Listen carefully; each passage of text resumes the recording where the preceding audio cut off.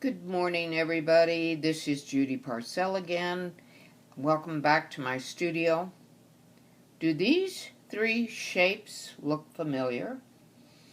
Well, in your basic drawing class, I'm going to show you how to develop these into three-dimensional shapes. So I'm going to start with a square, and I'm going to draw another little square right there, and then I'm going to shade this simply by doing lines.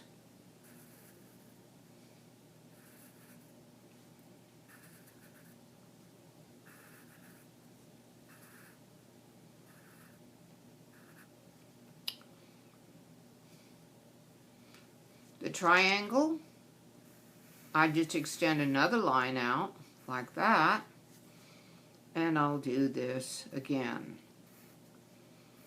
And you'll see this is starting to take on three-dimensional qualities. Circle is a different matter. So what I do is I simply draw another line on the inside, and I might just make a little crescent here. And it gives you the feeling of the circle being round and that it has shape. So that's how you do your three basic shapes to give them three-dimensional qualities. Now we could do this again, and I'll move this up a little bit. I'll draw a basic square shape.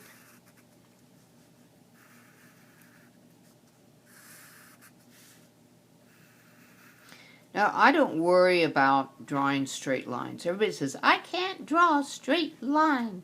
Well, you're an artist. You're not an engineer. You're not expected to draw straight lines. You're expected to give your impression of what a square looks like, or a triangle looks like, or a circle looks like.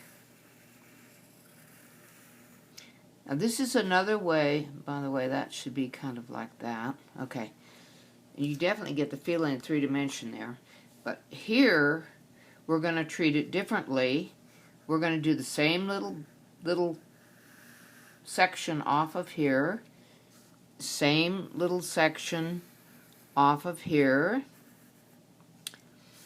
And then I'm going to leave this for last.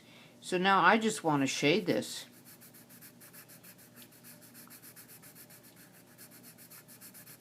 There's different ways in which to give it a three-dimensional quality. Just shade it in with a pencil. Real simple. Over here, shade it in with a pencil.